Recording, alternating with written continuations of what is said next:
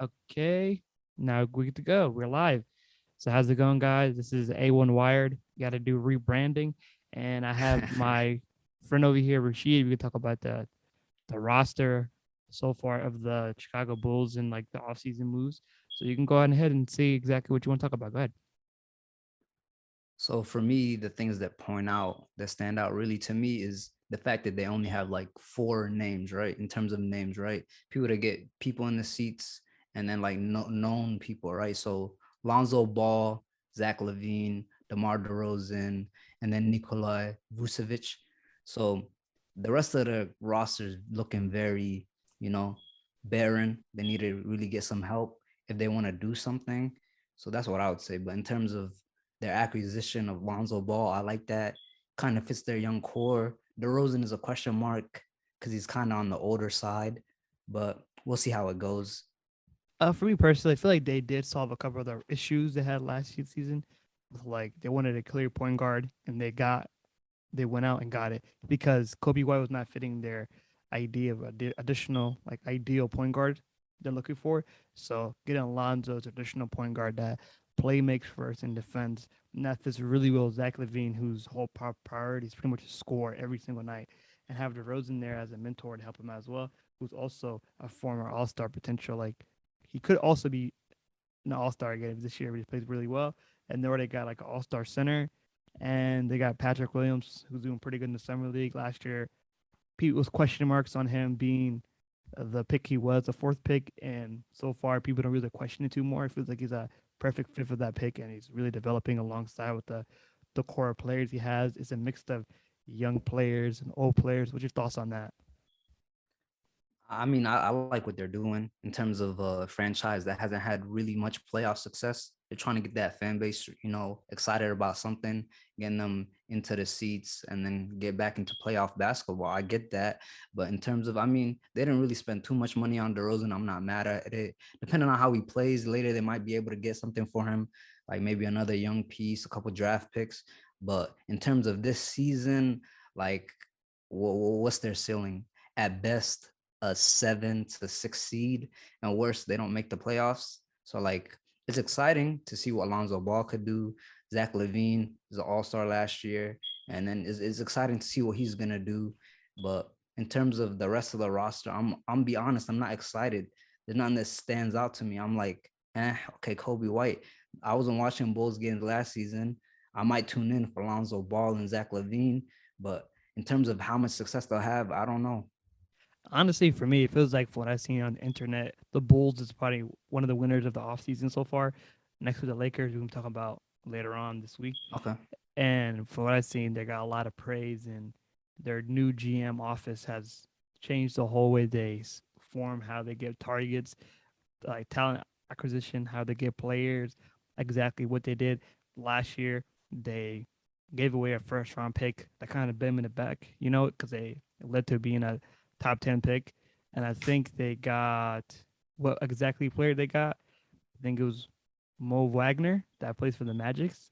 I don't know exactly what pick, what they traded for him, and they traded that pick away for Vucevic, and it didn't work out. But this year, they feel like they had to double down because they already have an aging center who's above 30 years old, and they got a bunch of young and old players as well.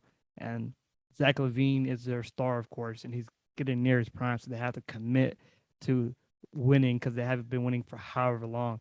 So if they don't make the playoffs, or even at least in a playoff tournament and go through, like I don't know what's gonna happen to this team. They might have to really just rebuild again, or possibly just try again for next year, because pretty soon they already got extensions for Lonzo. Zach Levine already got money. DeRozan's on big money. Or so far, Vucevic on big money. The whole entire lineup is they have no rookie contracts, nobody on a good deal, so they have to succeed this year to get it, to make it like seem like it's worth spending this money on this offseason, especially to commit to this much salary for the next three Yeah. years.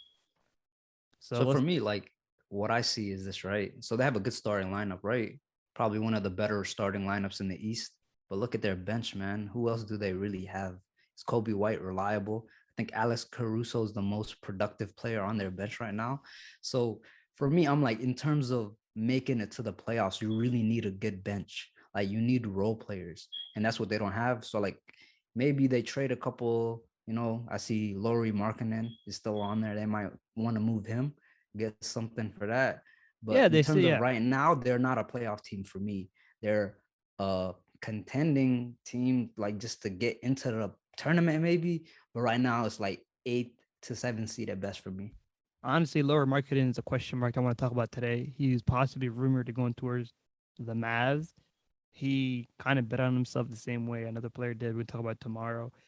Okay. And he committed like he wants a certain salary, or also he might just not want to be in this team anymore because like with their former coach, Boylan, he made him play on the arc and shooting threes.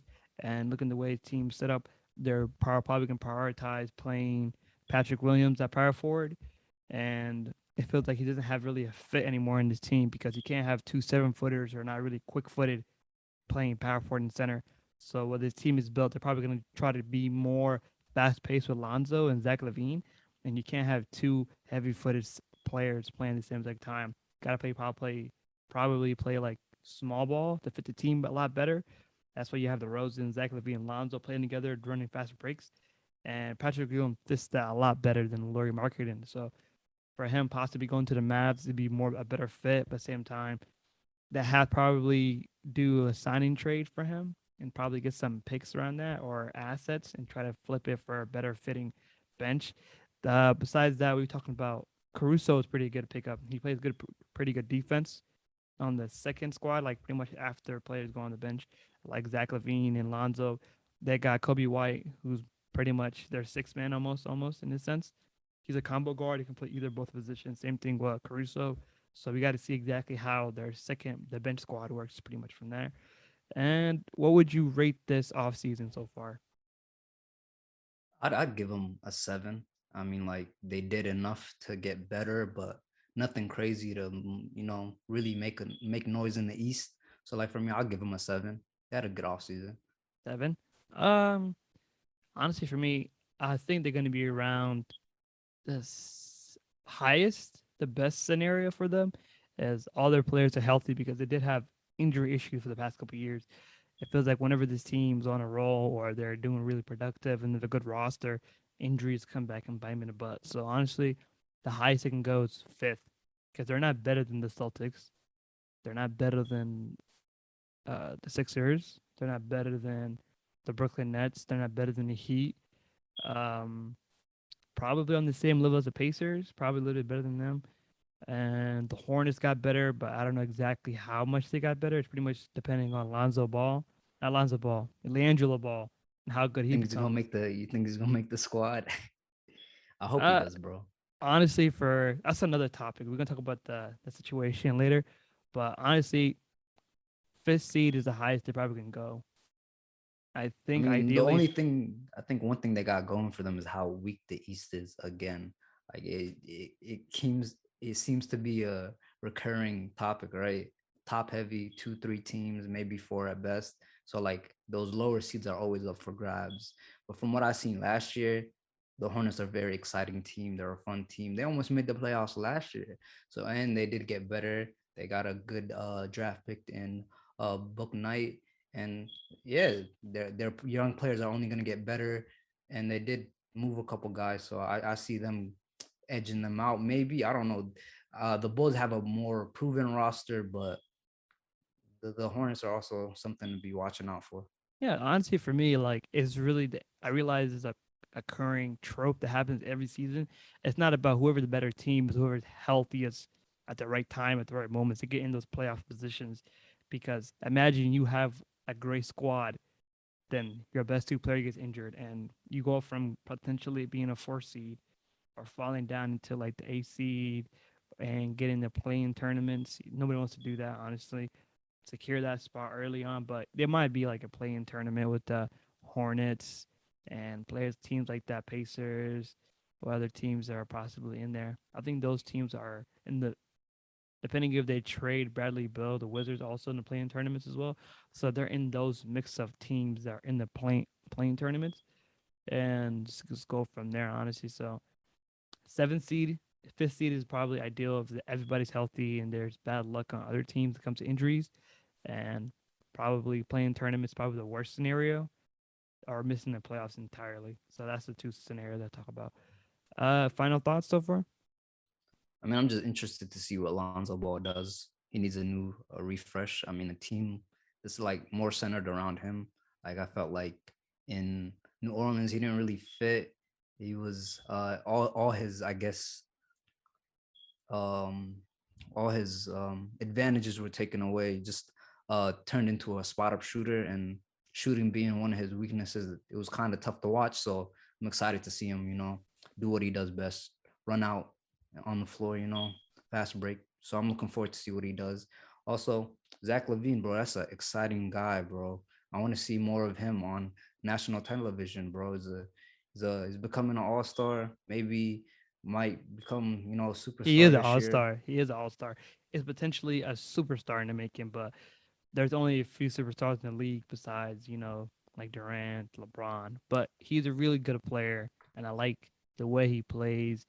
And I feel like having Lonzo with them really does elevate his game because he has a true point guard next to him instead of a player like Kobe White or probably playing against Centeransky. Tom Centeransky is like it's not bad either, but they're not really decent regular starting point guards. They're more like backup guards.